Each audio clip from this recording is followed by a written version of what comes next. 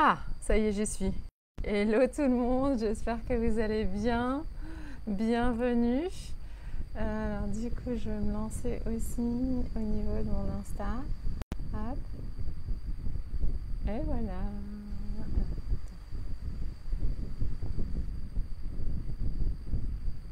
Voilà, normalement c'est bon, c'est parti. J'espère que vous allez bien. Bonjour à tout le monde, à toutes celles qui sont là, à toutes celles qui vont me regarder aussi en replay. Hello Instagram, j'espère que tu vas bien.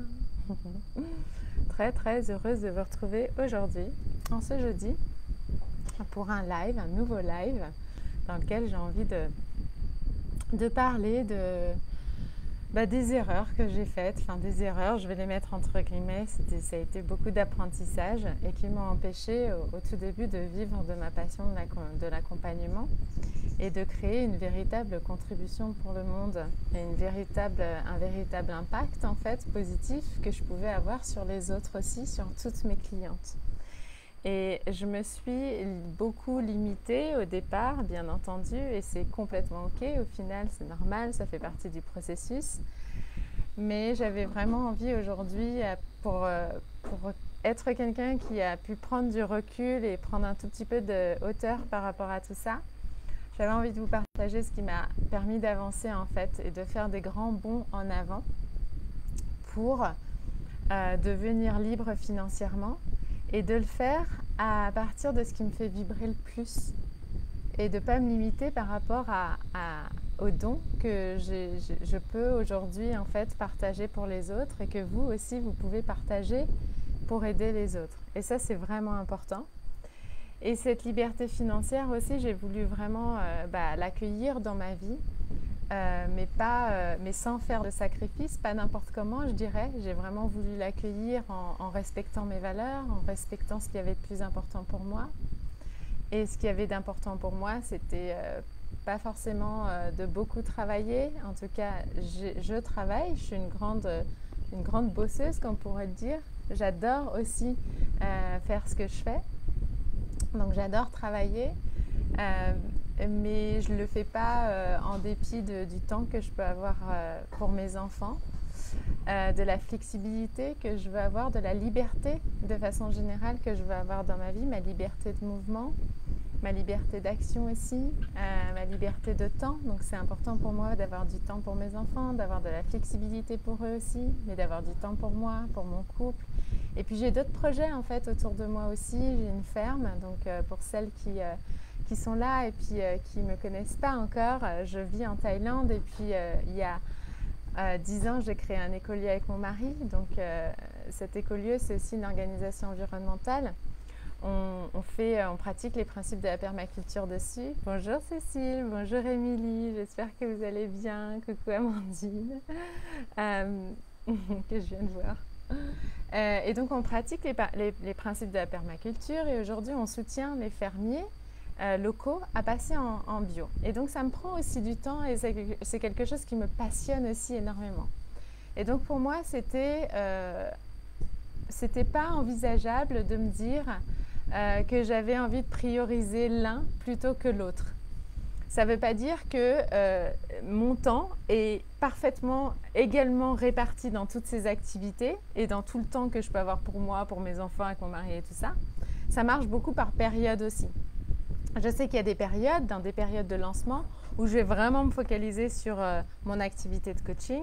Et puis, il y avoir d'autres périodes où, si par exemple mes enfants sont un peu malades ou qu'ils ont besoin de moi plus que d'habitude, je vais me focaliser sur eux aussi. Mais ce que je veux, c'est d'avoir cette flexibilité, en plus de l'abondance financière qui rentre grâce à mes activités aussi.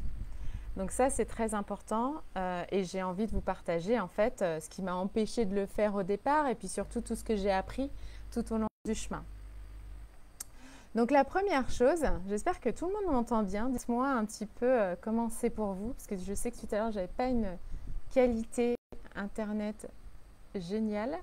Donc là, est-ce que vous m'entendez bien? Ouais, c'est bon. Ça a l'air d'aller en tout cas pour l'instant. Surtout, faites-moi savoir si ça bloque au niveau de la vidéo ou au niveau du son. Mais normalement, c'est bon. Ok.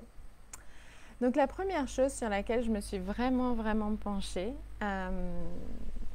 ça a été enfin, l'erreur que j'ai faite au départ, ça a été de me lancer parce que tout le monde se lançait, parce que j'avais entendu dire que c'est quelque chose qui pouvait vraiment voilà, aider à gagner de l'argent aussi. Et au fond, en fait, j'avais pas clarifié le pourquoi je voulais faire ce que je voulais faire.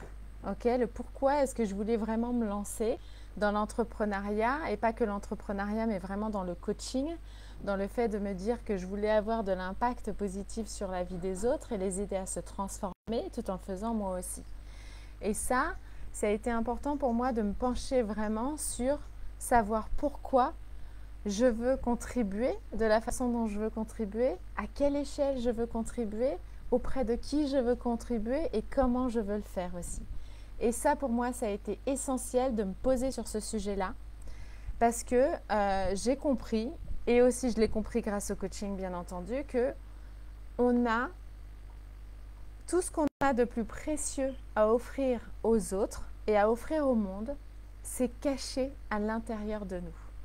Et donc, c'est un travail, bonjour Quintali, c'est un travail d'aller s'autoriser en fait à aller voir dans son monde intérieur pour aller voir ce qu'il y a de plus précieux en nous, nos trésors, nos dons, toutes nos qualités, tout ce qu'on apprend et tout ce qu'on a appris aussi par le passé et l'offrir en fait aux autres. Et donc, trouver son pourquoi, c'est quelque chose d'essentiel en fait. Okay, et trouver son pourquoi, c'est un vrai travail. Ça demande de rentrer dans un véritable processus. Ça demande d'aller chercher dans son histoire qui vous êtes, tous les trésors que vous avez, que vous possédez, et faire le lien en fait entre votre vécu et la façon dont tout votre vécu a un impact sur qui vous êtes aujourd'hui. Okay, et ça, c'est vraiment important pour trouver vraiment votre mission de vie, votre but. Et ensuite, d'être clair sur pourquoi vous faites ce que vous faites. Moi, mon but, je vais vous donner quelques exemples. Par exemple, mon but, c'est d'inspirer les femmes à devenir créatrices de leur vie, pour qu'elles puissent vraiment, pour qu'on puisse ensemble co-créer un monde qui soit plus juste pour nos enfants. Ça, c'est un pourquoi qui me fait vibrer. C'est un pourquoi qui me rend vivante. Pour d'autres, ça peut être leur but, ça va être d'éliminer la beauté naturelle des gens, des personnes, pour qu'elles puissent vivre une vie plus authentique. Ça, c'est quelque chose qui peut énormément vous faire vibrer aussi. Votre but, ça peut être aussi d'aider les femmes à vivre de ce qui les fait profondément vibrer et d'en faire une activité qui leur apporte de la liberté, de la flexibilité, du temps qu'elles veulent et dont elles ont besoin aussi. Ok ? Donc ça, cette première chose, cette idée d'aller voir son pourquoi, c'est essentiel. Ça coupe par moment. Coucou Nathalie. Ok, bon, j'espère que ça ira. Je vais continuer quand même et merci Émilie de me dire ça.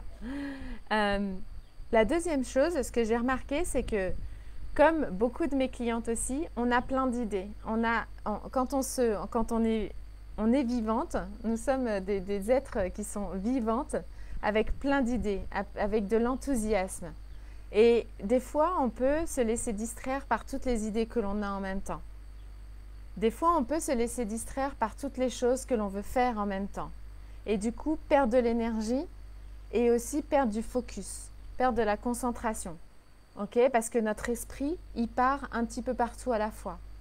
Et donc, c'est fabuleux d'avoir un tas d'idées, c'est vraiment génial en fait.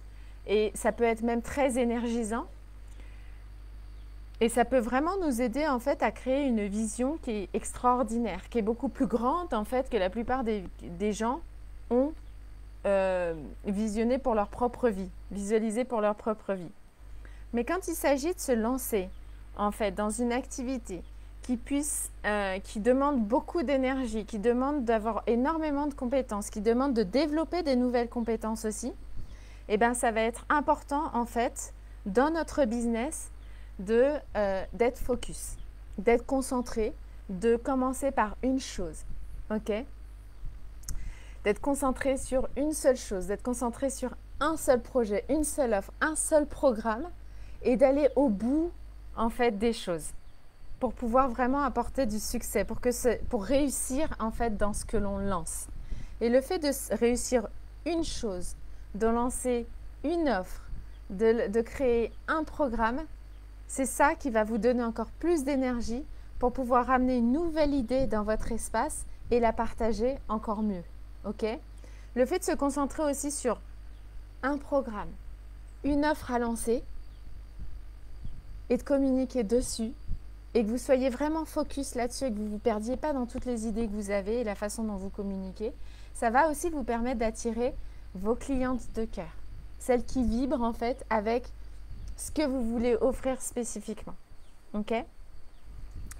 Ensuite, il y a une autre chose sur laquelle j'ai besoin en fait de travailler régulièrement et je le fais beaucoup avec mes clientes aussi et on le fait et on peut être amené à le refaire et à le refaire une autre fois, c'est de travailler sur sa vision.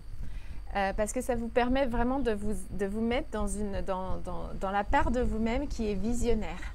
Et cette part de vous-même qui est visionnaire, elle a besoin d'être vivante, elle a besoin d'être entendue, elle a besoin de pouvoir vous donner des messages, vous, pour que vous puissiez passer à l'action, pour que vous puissiez définir des objectifs pour vous qui soient clairs. Et tant que vous allez avoir une vision qui est floue, ça va être difficile à manifester, en fait. Et plus ça va être clair, et plus ça va être précis, et plus ça va être facile à manifester. Donc ça, l'histoire de la vision, l'histoire de se dire, ok, j'ai besoin pour mon entreprise d'incarner, en fait, la part de moi qui est une visionnaire, c'est essentiel. Et cette part de là qui est visionnaire, on l'a en chacune d'entre nous. Hein. Il n'y en a pas une qui l'a plus que l'autre. Elle est là, elle est présente.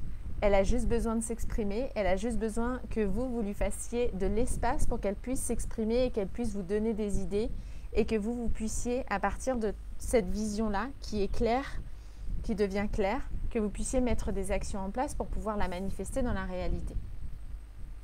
Ensuite, une autre chose, quand j'ai commencé, je me souviens, en tout cas quand j'ai déménagé en Thaïlande, quand j'ai changé de vie, j'avais une mauvaise image en fait de ce que c'était que la discipline, certainement parce que j'ai grandi dans un environnement où il y a eu énormément de discipline, il y a eu énormément de forcing aussi qui a été introduit dans mon quotidien et je me suis sentie régulièrement être forcée à faire des choses que je n'avais pas forcément envie de faire et des choses qui ont été appelées discipline, qui ont été en fait connotées avec la notion de discipline. Et au fur et à mesure des années qui ont passé, je me suis rendu compte que cette connotation de cette image que moi j'avais de la discipline, elle n'était pas forcément vraie. Elle n'était pas forcément là pour me servir et que justement le fait que je rejette la discipline, ça me desservait plus qu'autre chose. Alors bien entendu, il y a quelque chose de beau dans le fait qu'on se dise « moi je ne veux pas de discipline dans ma vie parce que j'ai envie d'être dans le flow, j'ai envie de ressentir ce que la vie elle m'apporte ». Ce qu'elle me demande, la façon dont elle me demande d'agir, etc. Mais il faut savoir que, en fait, la discipline, elle vient du mot disciple, du mot élève. Et en fait, c'est d'apprendre de qui nous sommes et du chemin sur lequel nous avançons. Et quand on pose cette nouvelle définition, en fait, par-dessus le mot discipline, moi, ce que ça m'a permis de faire, ça m'a permis véritablement en fait de me poser et d'avoir un quotidien dans lequel j'avais pas forcément, je me déchargeais en fait mentalement de par quoi je vais commencer, qu'est-ce que je dois faire aujourd'hui, comment est-ce qu'il faut que je m'organise pour que je puisse être efficace. Et le fait de me discipliner dessus et de rapporter vraiment le fait que j'organise et je structure mon travail avec de la discipline et que tous les jours je m'apporte cette discipline, même si c'est difficile, même si j'ai pas forcément envie, et ben ça m'a aidé aussi à énormément avancer. Ok? Donc il y a un équilibre à trouver entre le fait d'écouter son corps, d'écouter le flot de la vie, ce que ça nous apporte aussi, les événements extérieurs, ce que ça nous demande en fait de vivre sur le moment et de rester dans le présent et aussi de se structurer et de s'apporter de la discipline au quotidien pour pouvoir vraiment grandir dans ce que l'on a envie d'offrir et de construire en fait pièce après pièce ce que l'on a envie d'offrir. Ok? La discipline aussi, ça va vous aider à être moins distraite, à un peu moins partir dans tous les sens et à vous garder concentré. Ok, en tout cas, moi, c'est ce que ça m'a appris. Ensuite, une autre chose, quand j'ai commencé avec laquelle j'étais assez mal à l'aise, ça a été toutes ces notions de marketing et de vente, etc. Et il faut savoir que le marketing et la vente sont des termes qui sont très très généraux et qui aussi ont apporté une certaine énergie sur nous par rapport au paradigme dans lequel on a grandi et qui nous ont donné peut-être une mauvaise image de ce que c'était que le marketing et la vente. Okay. Donc il y a deux choses par rapport à ça que j'ai envie de mettre en avant là aujourd'hui. La première chose, ça va être qu'il y a plein de façons différentes de communiquer sur ce que vous avez envie d'offrir. Et vous pouvez le faire avec énormément d'authenticité. La deuxième chose, c'est qu'il y a des choses qui vont vous stopper à parler en fait de ce que vous avez envie d'offrir. Et ce qui va vous stopper à en parler et à du coup devenir visible et de communiquer sur ce que vous avez envie d'offrir et à quel point ça a de la valeur, ça peut avoir de la valeur sur les autres ou sur une certaine catégorie en fait de personnes, ça va venir d'une blessure profonde que souvent ont les femmes et qui rendent difficile le fait de se rendre visible et le fait de parler d'elles et de ce qu'elles veulent offrir. Et ça, c'est important de se libérer de cette blessure qui est en fait une blessure collective que toutes les femmes, elles ont. Et de faire ce travail-là intérieur et de se dire que la valeur en fait que j'ai à offrir, elle est tellement extraordinaire et elle peut tellement apporter à d'autres personnes que ça devient naturel d'en parler parce que je veux absolument que ça atteigne les personnes qui en ont besoin. Ok ? Donc ça, c'est essentiel. Dites-moi un petit peu dans le chat comment ça résonne pour vous, en fait, tout ce que je vous dis. Et puis, si vous, ça vous arrive aujourd'hui d'avoir comme ça ces limitations sur ces termes de la discipline, de la vente, du marketing, etc. Parce qu'aujourd'hui, il faut savoir qu'il existe des moyens extraordinaires qui nous permettent de pouvoir vendre nos offres, en fait. Et donc de pouvoir nous apporter cette liberté financière. Parce que ce que j'ai remarqué dans toutes les clientes qui rentrent dans mon programme, leur grand désir, c'est vraiment de vouloir avoir un impact positif sur la vie des autres. Parce que c'est leur passion. L'être humain est leur passion, la conscience, l'élévation de la conscience est leur passion. La connexion avec les autres et entre nous, ça fait partie de quelque chose qu'elles aiment énormément. Et que quand elles le vivent, ça leur donne énormément d'énergie, elles vibrent beaucoup par rapport à ça. Et donc, elles veulent aussi pouvoir gagner de l'argent, pouvoir recevoir en retour cette liberté financière et cette somme d'argent qui va leur permettre de nourrir leur vie de façon générale. Et donc, il y a des limitations, il y a des choses qui se mettent en travers ce chemin, mais c'est un grand désir, en fait, pour beaucoup d'entre nous. C'est d'arrêter d'aller travailler pour des personnes ou pour des entreprises en fait, qui nous demandent de faire un job qui ne nous fait pas vibrer. C'est vraiment de sortir de ce paradigme-là et de se dire qu'on peut tout à fait en fait, vivre de son activité et que cette activité-là, ce soit quelque chose qui soit passionnant pour nous, qui nous fasse profondément vibrer et qu'à chaque fois qu'on le fait, ça nous donne de l'énergie plutôt que nous en prendre. Et on a grandi dans un environnement, dans une société qui nous dit « Ok, il faut absolument que tu travailles parce qu'il faut que tu travailles pour gagner de l'argent et peu importe le travail. » Mais aujourd'hui, on est sorti de là. On n'est plus à peu importe le travail, c'est l'inverse en fait. On veut donner du sens à ce que l'on offre aux autres, on veut donner du sens à son travail, on veut donner du sens à ce que l'on apporte au monde. Parce que l'on travaille pour une entreprise, pour quelqu'un d'autre ou pour soi ou pour ses clientes, on apporte quelque chose au monde en fait. Mais on veut que ça ait du sens pour nous.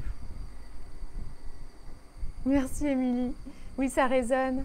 Ce qui me fait le plus de bien là, c'est de te réentendre parler de ce qu'on a de plus extraordinaire en nous et de la vision. De la clarté est en train de se mettre là où c'était devenu confus, où c'était devenu assez confus. Tellement en fait. Et on peut avoir à un moment donné une clarté sur notre vision et qu'ensuite ça disparaisse, ça devienne plus fou parce qu'on est perdu en fait dans tout ce que l'on a à faire. Ça m'est arrivé plusieurs fois et c'est pour ça que je disais que c'était important de revenir dessus régulièrement. Et oui, parler de la vente, de la communication aussi. On peut tout à fait communiquer avec énormément d'authenticité, avec notre cœur, en fait, avec qui on est. C'est exactement ce que je suis en train de faire aujourd'hui. Voilà, à ma façon. Nathalie, tu as raison, c'est bien une blessure collective et j'adore ta définition de la discipline qui permet de poser un autre regard sur le mot. Ouais, j'ai énormément de clientes qui arrivent dans mon programme de coach en éveil, avec justement cette envie d'avoir de la structure et de pouvoir avancer et surtout de se décharger mentalement en fait de ce qu'elles ont besoin de faire et la façon dont elles ont besoin de le faire. Ok. Un nouveau point, nos croyances limitantes à l'égard de l'argent. Donc ça, c'est quelque chose que j'ai énormément travaillé aussi et que je continue à travailler bien sûr parce que je continue à être sur ce chemin-là. J'ai grandi avec des tas de croyances limitantes en lien avec l'argent. J'ai grandi en France déjà, donc en France, il y a une croyance limitante qui est de plus tu gagnes de l'argent et plus tu deviens radin, plus tu deviens égoïste et plus tu deviens une mauvaise personne. Et donc tu deviens une mauvaise personne parce qu'une personne radine et égoïste, c'est une mauvaise personne. Ok?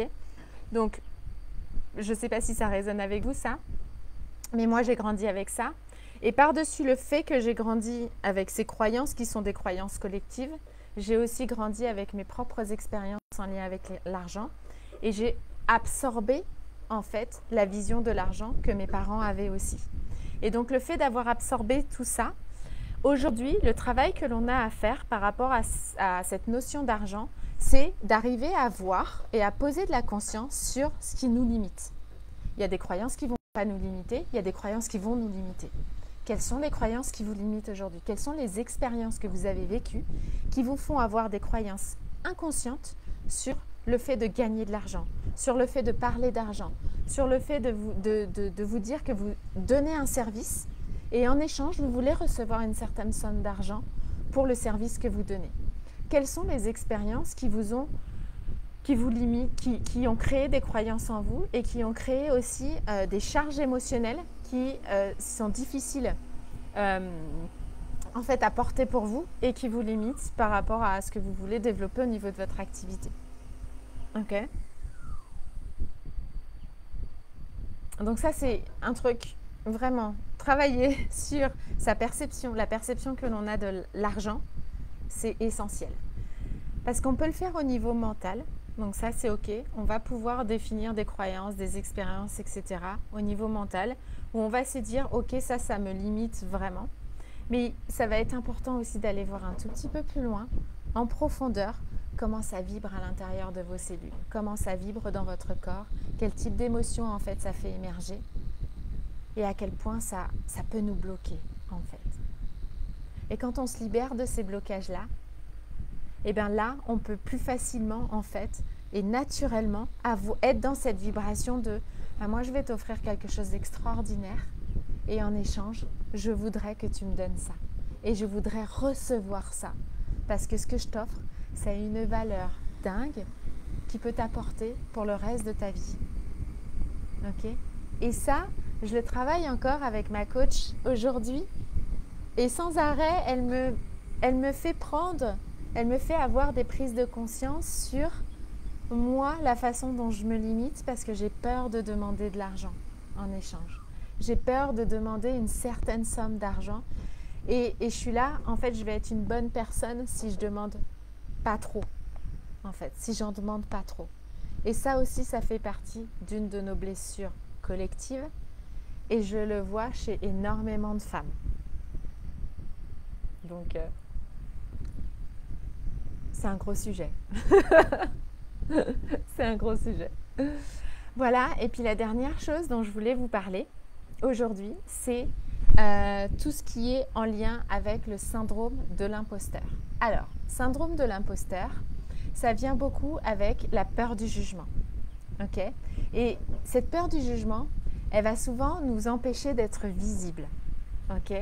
Et donc ça va être important et c'est vraiment ce que je veux offrir en fait aux personnes et aux femmes qui rentrent dans mes espaces, c'est qu'il y a plein de façons de faire pour être visible. ok?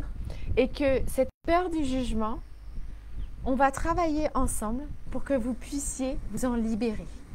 Et vous puissiez vous en libérer une fois pour toutes. Et pour ça, il y a plein de choses que vous pouvez mettre en place.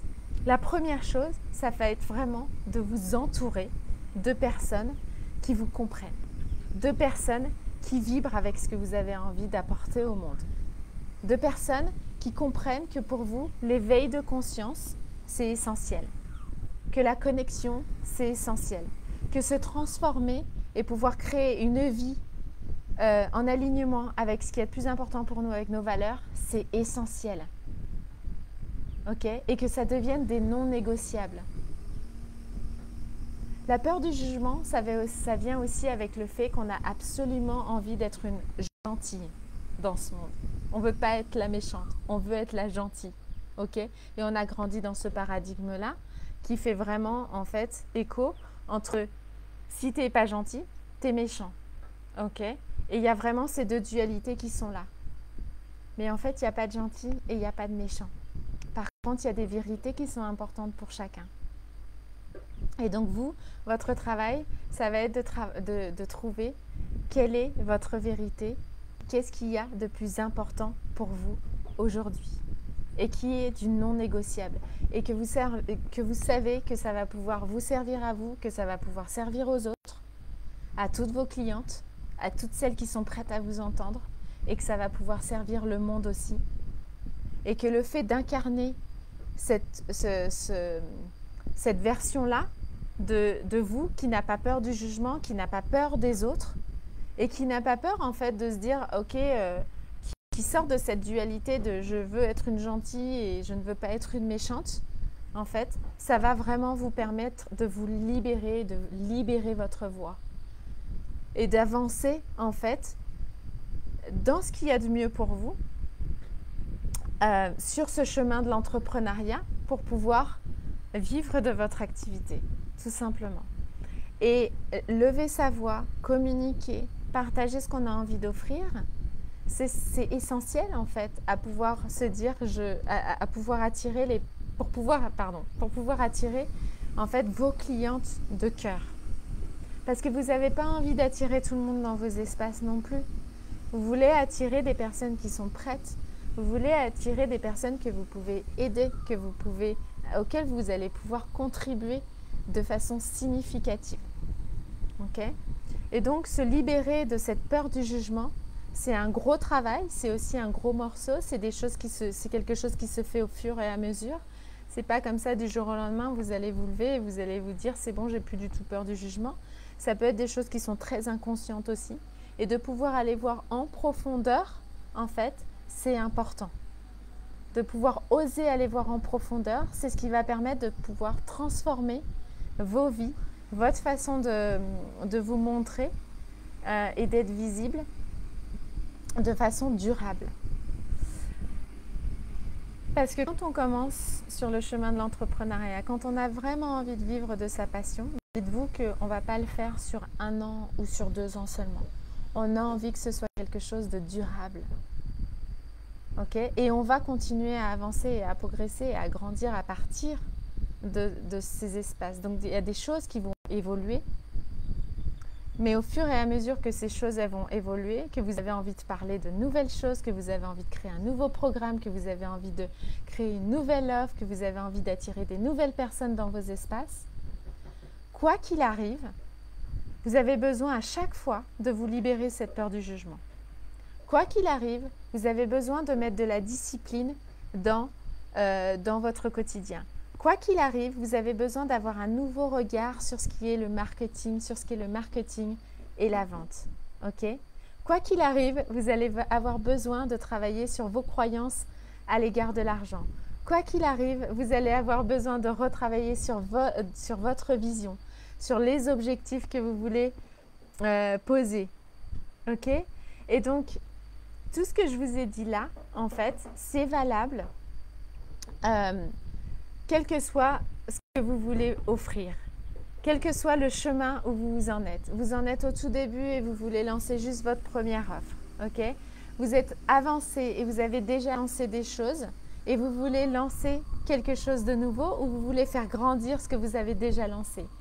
Tout ça, c'est valable. Tout ça, ça se travaille à des différents niveaux de conscience.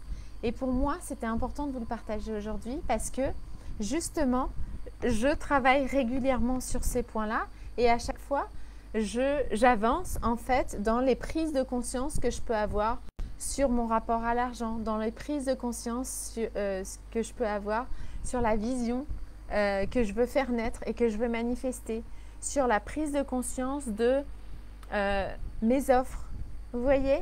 Et donc, on avance comme ça ensemble. Et dans Coach en éveil, c'est exactement ce que l'on fait. Vous rentrez dans mon programme et donc vous allez rentrer dans ce processus de transformation. Vous allez apprendre et incarner ce processus de transformation qui va d'abord vous servir pour vous.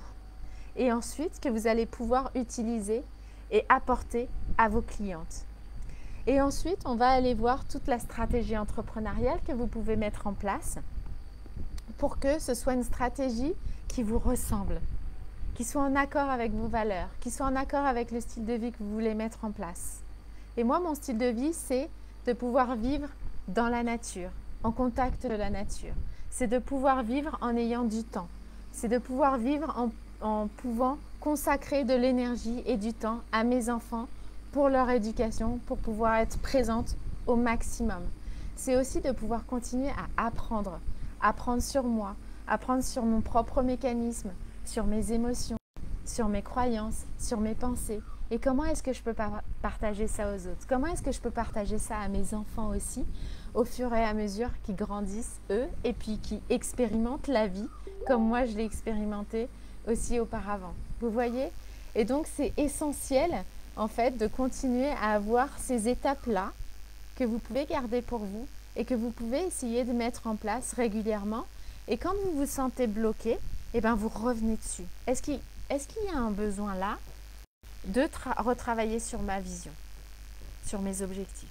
Est-ce qu'il y a un besoin d'avoir un nouveau regard sur la façon dont je veux communiquer, ok, pour que ça me corresponde vraiment à moi? Et donc, on travaille tout ça en parallèle ensemble dans mon programme. C'est un programme qui dure 6 mois et c'est un programme qui aujourd'hui peut durer 1 an. Pourquoi? Parce que pour moi, c'est essentiel. En fait, aujourd'hui, j'y crois pas à ces trucs de on peut tout transformer en 2-3 mois. Non. On peut on peut lancer son activité en 2-3 mois. On peut la lancer. Mais de là à ce que ça soit durable et qu'on ait trouvé la stratégie qui nous convient et qu'on puisse faire rentrer des clientes de façon régulière pour pouvoir créer de la stabilité, ça en 2 mois, j'y crois pas. Et c'est pour ça que j'ai vraiment voulu, en fait, étaler ça sur 6 mois et ensuite étaler ça sur 1 an. Donc si tous ces mots-là, ils résonnent avec vous, n'hésitez pas à revenir vers moi, à m'envoyer un message. Je veux être disponible pour vous, pour qu'on puisse en parler ensemble. La première étape, ça va être d'en parler ensemble, de voir où est-ce que vous en êtes, de voir quelle est votre situation, comment est-ce que moi je peux vous aider en fait. Comment est-ce que je peux vous apporter de mon énergie, de ma fréquence vibratoire, de mes connaissances, de mes compétences, de mes expériences passées pour que ça puisse vous aider aussi. Ok?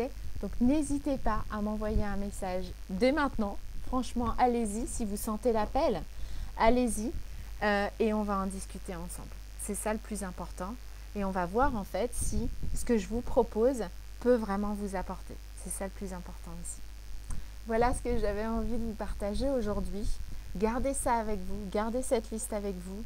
Écrivez, faites-en une vraie liste écrite sur laquelle vous pouvez revenir régulièrement. Ça va, je pense, énormément vous soutenir. Ok? Voilà pour aujourd'hui. Je vous embrasse très très fort. Dites-moi comment est-ce que vous vous sentez par rapport à ça. Karine, tu es là, génial. Émilie, waouh, ça vibre super fort. Merci à toi pour ta présence. C'est un bonheur d'être avec vous. Merci Nathalie. J'adore toujours autant t'écouter, c'est tellement fluide. J'ai décidé de monter un festival au féminin pour mi-octobre dans un superbe lieu avec de superbes collègues pour élever l'âme des femmes et à 5 chiffres. Yeah. Génial Karine, j'adore. Tiens-moi au courant s'il te plaît. J'adore ton projet. C'est énorme, ça me fait trop vibrer. Moi aussi, de là où je suis, tu vois. Je suis en Thaïlande, mais tu arrives à me faire vibrer de là où tu es. Ok, super. Très très heureuse en tout cas que vous soyez là dans mon espace, que vous soyez là dans ma vie, que ce que je partage avec vous, ça vibre. Je vous embrasse très fort, je vous souhaite de passer une excellente journée et puis je vous retrouve très très bientôt. Ciao ciao à tout le monde. Ciao ciao.